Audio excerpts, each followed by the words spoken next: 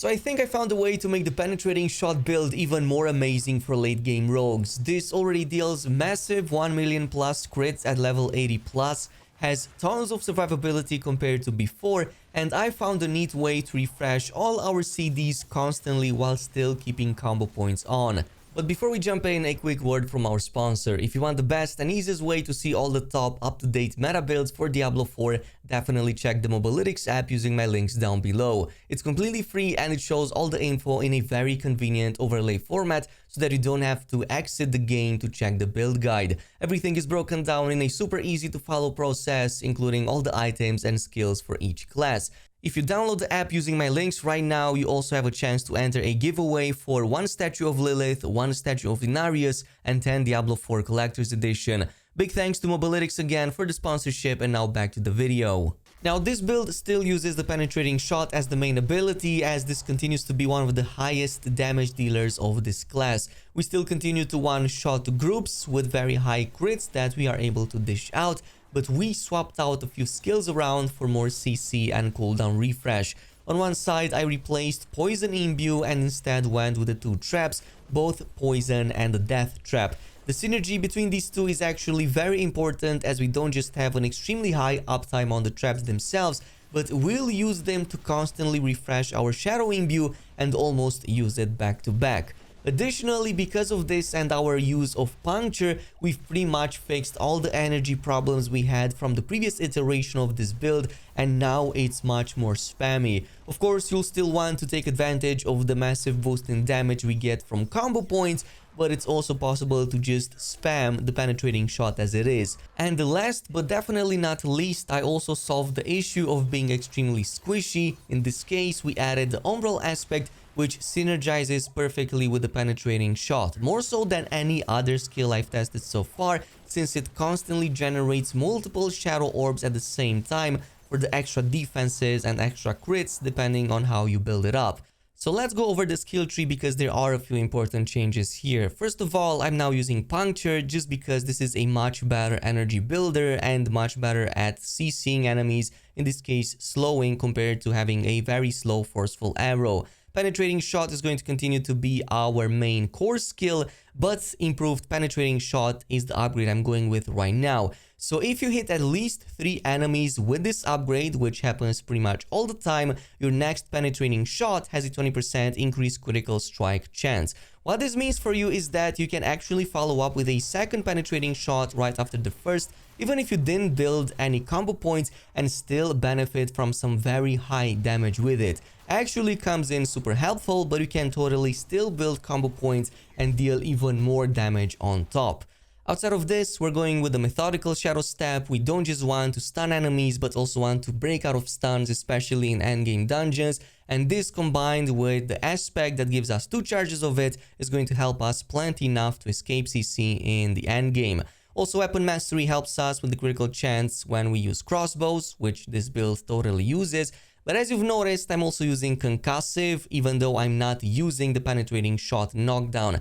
And that is because we are using Poison Trap instead, which is going to give us a benefit of knocking down enemies and still get the critical strike chance increase from the concussive perk. Which also brings us to the trap. As I've said, this is now going to be a staple for this build, not just because it keeps enemies at bay, but most important because of the countering Poison Trap upgrade. So this has a 30% chance to make Poison Trap reset imbuement skills when it activates. And even though it might sound small, between this, the Shadow Step, and some of the later stage upgrades, we can constantly generate Poison Traps to constantly have chances to reset the imbuement skill. Another one is going to be the Dark Shroud, definitely a must here because we constantly generate orbs with the Umbral aspect, and in this case I also went with the critical strike upgrade, but you can totally go with the movement speed if that's what you need. We also have the Shadow Imbue. Obviously this is going to be a must for this build, and I picked the Blended Shadow upgrade just so that applying Vulnerable is a bit more consistent as I run against larger groups. And in the case of the other one, the Consuming Shadow helps us with energy regeneration. As I've said, we have very good energy regen with this build. On the ultimate, we went with Death Trap. It helps a ton with the CC against enemies, keeping them at a distance, and also to refresh the cooldown better on the Poison Trap. Plus, Trap Mastery further increases our critical chance against vulnerable targets when we get to use these traps against them. And everything else here in terms of the passives is for more energy regen, including Aftermath and Intermission, so we can go ahead and grab those too. Finally, the capstone is Exposure. This helps us a lot with the cooldown reduction on the trap skills, but actually the stun grenades are also very good because they actually drop at the end of the penetrating shot. So if you shoot a target with a penetrating shot, that's where the stun grenades drop, even if you're on the other side of the map. So you can essentially stun very large groups of enemies if you align all of this and it all triggers at the same time. I found this to happen on a few occasions and it was absolutely stunning, no pun intended. Now for the legendary powers, obviously we're going with the trick shot aspect. This is what makes penetrating shot to split into additional targets, and actually it's going to split for every single target that it hits, which is what helps us with the massive AoE. Edge Master aspect, I believe, was recently fixed, so now we take full benefit from the skill damage increase, especially since we are constantly at very high levels of energy with this version of the build. Aspect of Corruption also helps with imbuement skill damage against vulnerable targets, which we constantly cause with this build. And Aspect of the Expectant is also helpful to increase the next core skill damage by up to 30%. And since that happens on every third hit with a basic skill, this works perfectly with Condemnation. So once you get 3 combo points, you get both of these buffs at the same time by then and massively improve the damage on your core skill. Now, there are a few more in here that are very important, but let's talk about the Umbral aspect on the pants where I place them. In this case, every time you critical strike an enemy with a marksman skill, you have a chance to generate one of these orbs from that Dark Shroud. But in this case, since you constantly critical strike many groups of enemies at the same time, like I'm talking 10, 20, maybe even more enemies, this means generating constantly at least a few orbs in one single shot. This is basically the best uptime I've seen on the orbs in any other build I've tested so far, since it only takes one shot against multiple targets to make that generate. Plus, if you're going with the critical strike upgrade, you constantly have crit chance increase too, so it helps a ton. That, or you can go with the Eyes in the Dark, which is a unique pair of pants. This is going to make your Death Trap to continuously rearm itself until it kills an enemy, except it doesn't work on bosses or players, but it totally does work on elites. So you can keep entire groups of elites busy because it constantly rearms them. And if you go with Preparation instead, this is going to help you continuously refresh the cooldown on your other trap, and in this case, it's going to help you to continuously refresh the imbuement of the Shadow so that you can just destroy enemies in one single go. But if you don't want to sacrifice the Umbral aspect, you can totally just ditch that out and use it instead. Outside of that, Ravager's aspect on the boots helps us a ton with the Shadow Step having 2 charges and more easily escape enemies in the late game. Aspect of the Synergy on the gloves, it helps a ton with the cooldown reduction on the trap skill, and everything else on the chest and the helmet is just there for defenses. This includes Aspect of Disobedience and Aspect of the Protector. By the way, if you want to see the Paragon board, this is how it looks like, including the one for like the super late game level 100 version.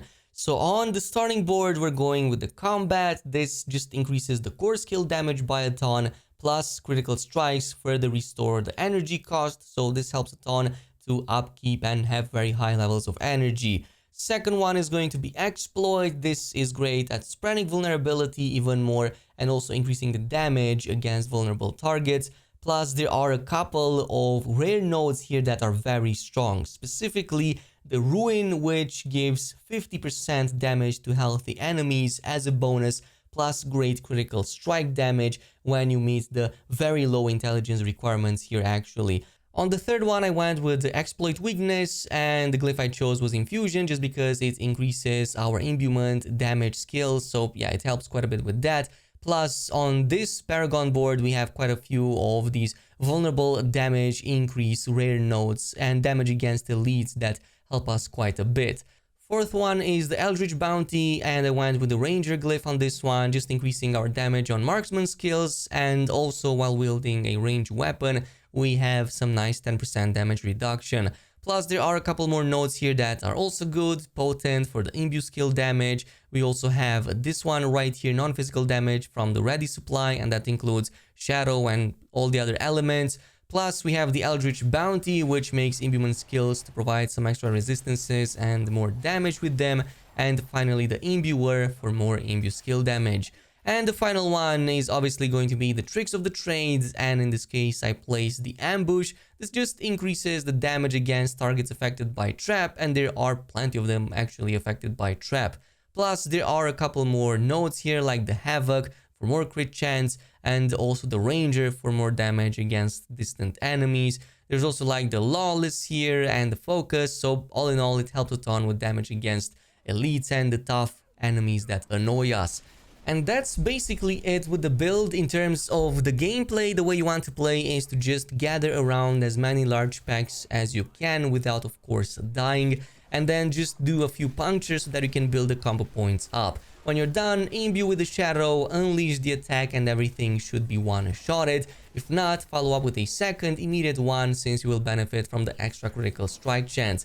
And if it still doesn't happen, you can just use the traps to reset your cooldown and keep enemies at bay. Plus, you have so much CC and so much like escape that you can do this back to back against any group of enemies and at least survive a lot more than with some of the other builds.